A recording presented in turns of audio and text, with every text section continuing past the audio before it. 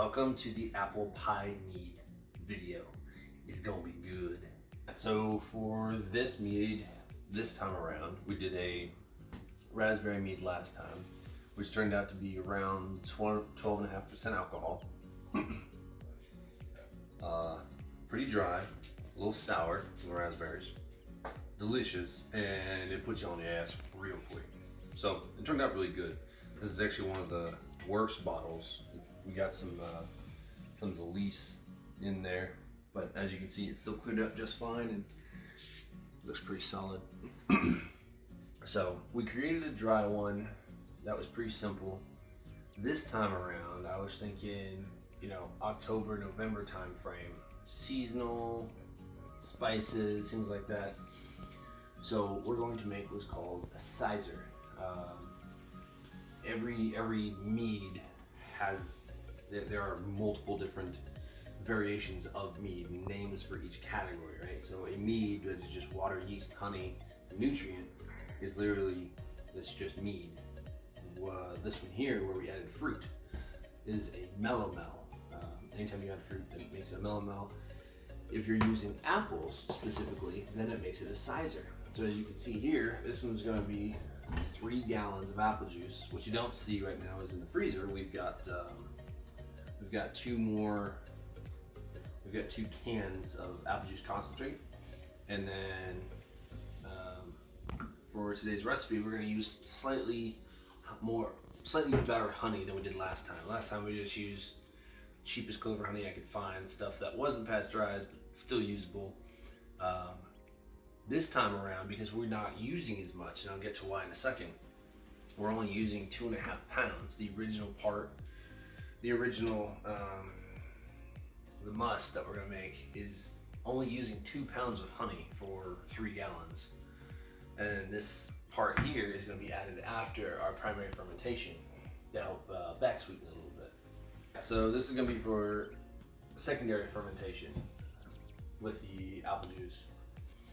These 3 spices here, cardamom, nutmeg, and cinnamon, put them together in roughly, take 1 teaspoon, 2 teaspoons, 4 teaspoons, put that together, and that gives you 2 tablespoons of apple pie spice, which we're putting in this mead, and it's gonna be delicious.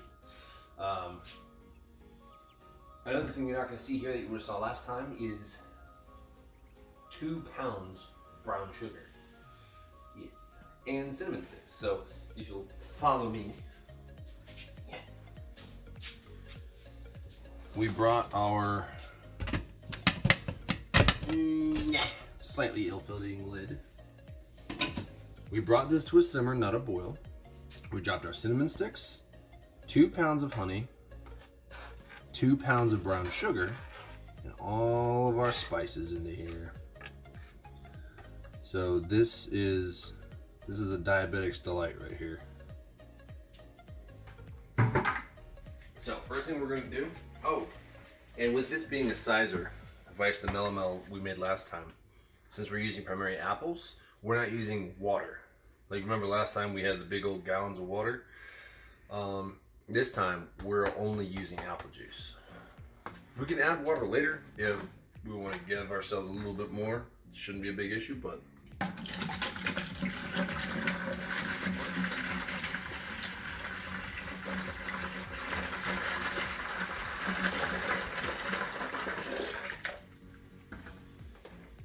the big thing here is making sure there's no additives, no preservatives. You want it as pure as you can get it. The last mead we made, I used a yeast that yielded about 14% alcohol. And to that effect, we got about 12.5 or so. And it's pretty potent. The reason what happens is, right, the yeast need air, which is why we're about to aerate this thing real good. And another reason why I'm kind of dropping the apple juice from up high. We're going to aerate it real good, and then we're going to we'll add a little bit of yeast nutrient. We'll see what happens there. But anyway, they need oxygen to live, which is why you aerate it, but then they need food to keep on procreating. The food comes in the form of sugar, right? So the last mead we made, the only sugars it had some from the raspberries, and the rest was from the honey. So as they are born, I guess, as they are created, they eat, they die. As they die, or as they're eating and dying, they create the alcohol. That's the byproduct. You take the sugar, turn it into alcohol. The higher the alcohol percentage a yeast can sustain, meaning the more sugar it can eat and create a more alcoholic environment for itself, the less sugar you're going to have. There you go. So the last one, 12 to 14% yeast, pretty much ate all the sugar. So it's not sweet. It's a little sour, it's a little dry. But this one, the one we're using, this one's only about 6 to 8%. So that means that they won't be able to just keep eating the sugar and dying to the point that there's no sugar left, especially with the amount of sugar we have in that giant pot right now. It's a little crazy. So this will keep it nice and sweet. And then we'll see where the spices are at on the when primary fermentation is done. If we don't like the spices in there, if we don't think they're coming through enough, we can add more. I'm kind of almost betting that I'm gonna drop some more full-on cinnamon sticks in there. All right, get my big old spoon.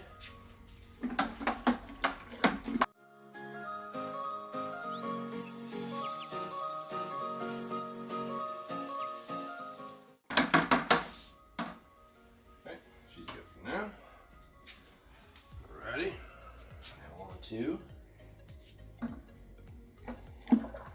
God, yeah, that's straight syrup.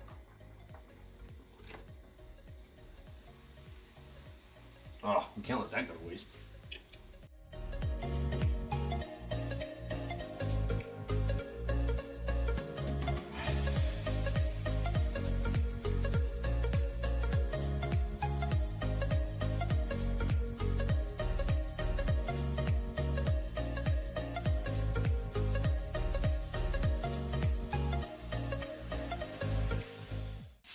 That might have seemed excessive, but you really want to make sure before you get this stuff kicked off that you properly aerate the out of your must.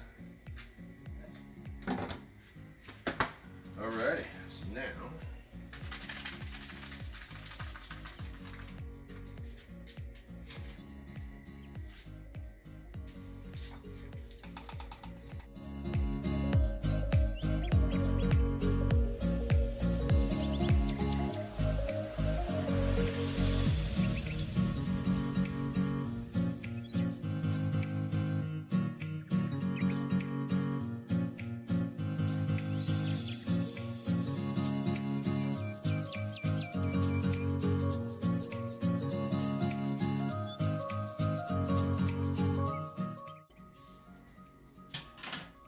to be frank with you, I'm actually a little worried I didn't aerate it enough.